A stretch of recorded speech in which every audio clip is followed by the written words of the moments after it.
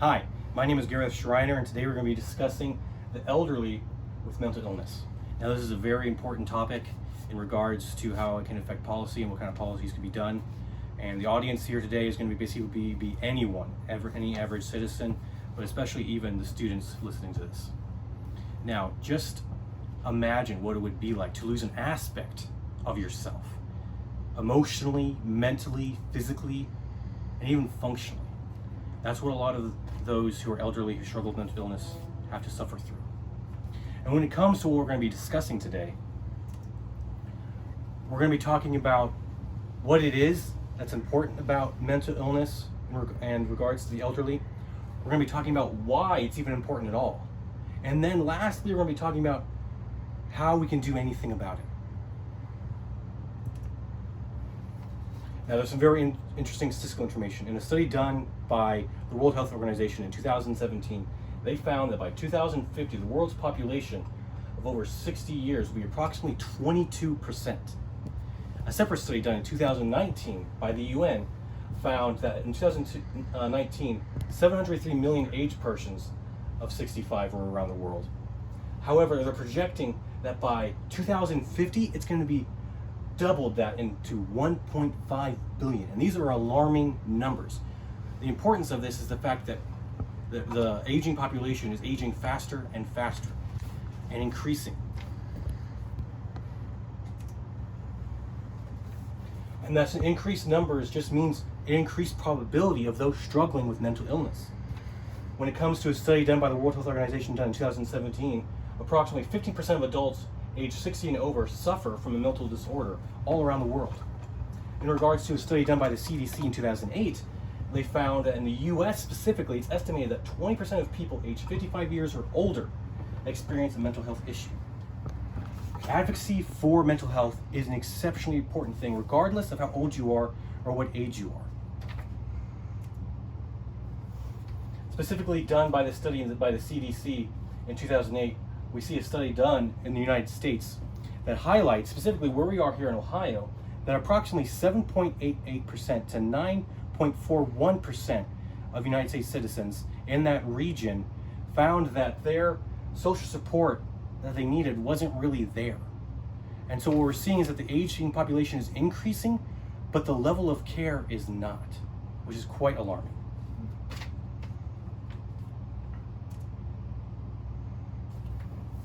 There was the result of a mental health study done in 2007 by the World Federation for Mental Health that this just showed that the first onset of mental disorders usually occur in childhood or adolescence. And by the CDC, a study done in 2008 found that the most common conditions for U.S. elderly included anxiety, severe cognitive impairment, things relating to depression and other bipolar disorders. And all of these things tied together only increase the likelihood of suicide.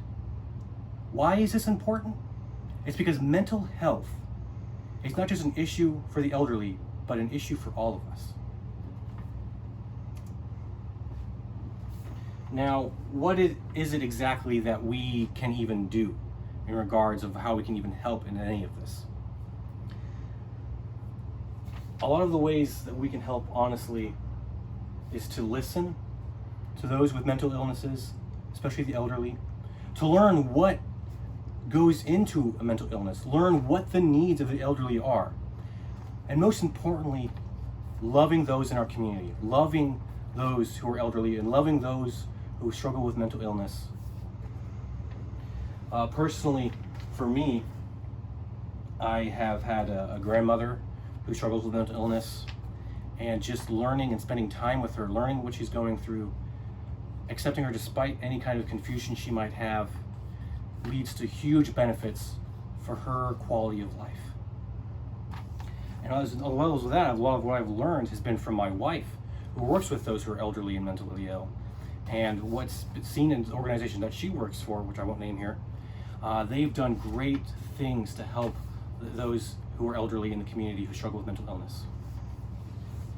We ought to be aware of others and our own mental health needs, especially since so much of these things can start in our early childhood and adolescence. We should be aware of how our mental health is going. We should find ways to serve in the community And we should support organizations financially. Some ones that we can do is Life Care Alliance, which is here in Franklin County, as well as Franklin County Board of Commissioners Office on Aging. Both these organizations do tremendous things to help those who are elderly and who are struggling with mental illness. We can volunteer for them, and we can also financially give to them as well. So what is the issue with the elderly with mental illness? It is a human issue, not simply an elderly one or regards to mental health. This is a human issue that we should all care about and listen to those who struggle with it. Why should we care about this issue? Because who knows where we're going to be in the future. And wouldn't it be great if there was people around us and organizations made that cared for us, and learning about that. And then how can we take part in finding solutions to this issue? Go out into the community. Learn what's going on around us here in Columbus specifically, and find ways to love and serve people in the community, especially those who are elderly and struggling with mental illness. Now, again, just as we've discussed, the importance of all of this is to find ways to get out in the community.